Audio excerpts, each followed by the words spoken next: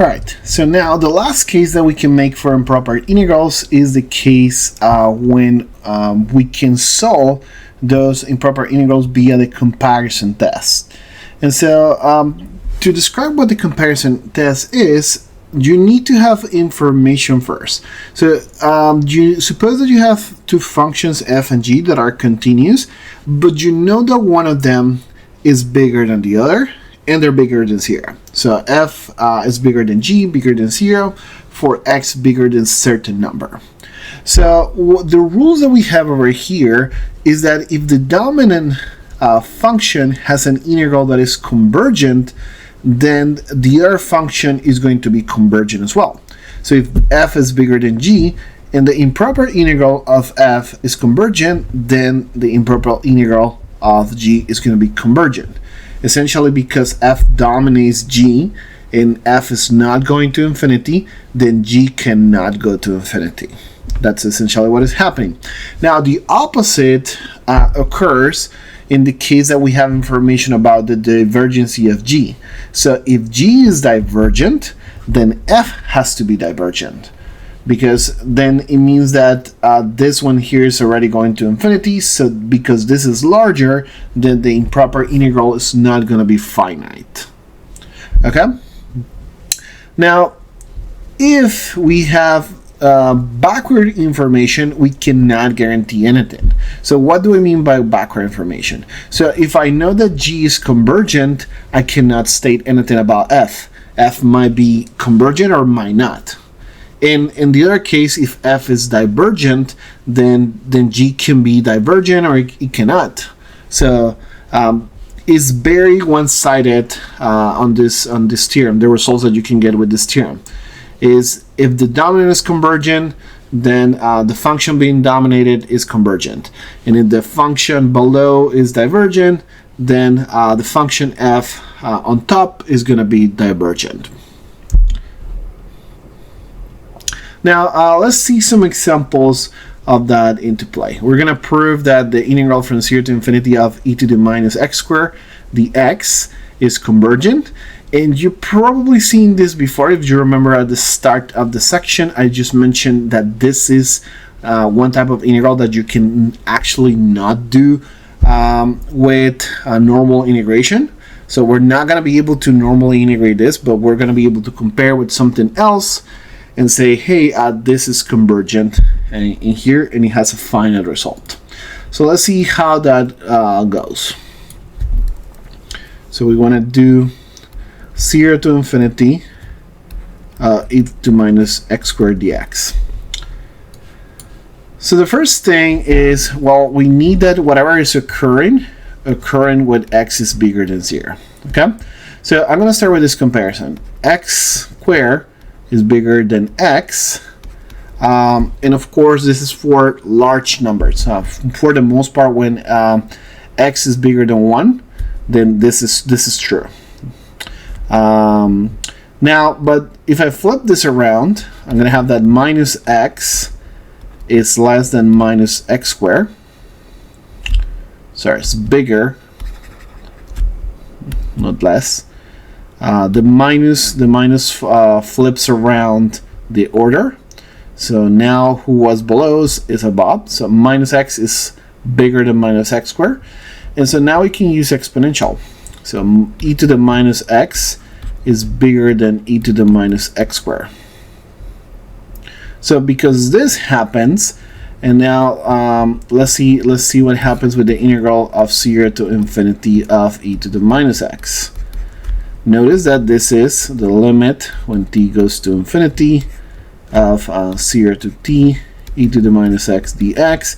The integral of this is minus e to the minus x from 0 to t. And so this is limit when t goes to infinity of minus e to the minus t plus 1. And so notice that this goes to 0, and so the whole limit goes to 1. So this particular limit, this particular integral is convergent. And so because I have this relationship now, because I have that this integral is going to dominate this, and this is 1, then this means that this one converges. I don't know specifically to what, but it converges. And so that's what I wanted to prove in here.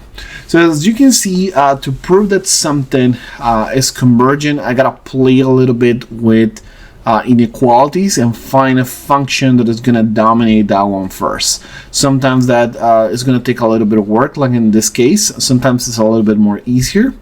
Let's see another example. So now we want to prove the integral from 2 to infinity of cosine square of x over x squared dx converges.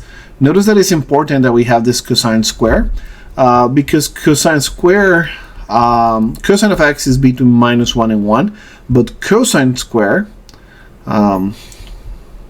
is between just 0 and 1. So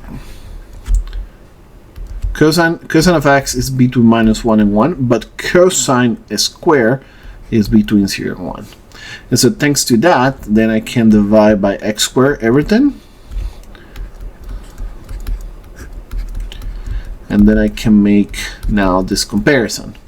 Now I don't care about this here right now. I care that I found this one. And so the integral from 2 to infinity of 1 over x squared is equals to the limit when t goes to infinity of 2 to t x to the minus 2 dx, and this is the limit when t goes to infinity of x to the minus 1 over minus 1 and between 2 or t, or limit when t goes to infinity of minus 1 over t plus 1/2, and then of course when t goes to infinity, this goes to 0 and this becomes 1/2. So now because we have this relationship over here, then we have that the integral of cosine square of x over x squared between 2 and infinity is bounded by the integral of 2 to infinity of 1 over x squared, and because this is going to be 1/2, then I know that this one is convergent. Okay, and with that I prove the convergency of this integral. Last, let's check one example of when something diverges. So we want to prove that 3 to infinity of 1 over x minus e to the minus x dx diverges.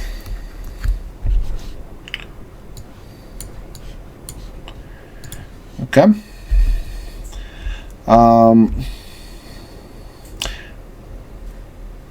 And so I can start by trying to bound this. Essentially x minus e to the minus x. Notice that this is like x and we're subtracting e to the minus x. So this is actually going to be less than x. Okay. So if this is less than x, then I can compare 1 over x over 1 over x minus e to the minus x. And now what is the integral from 3 to infinity of 1 over x dx? Well, you can kind of guess where this is going. Limit when t goes to infinity of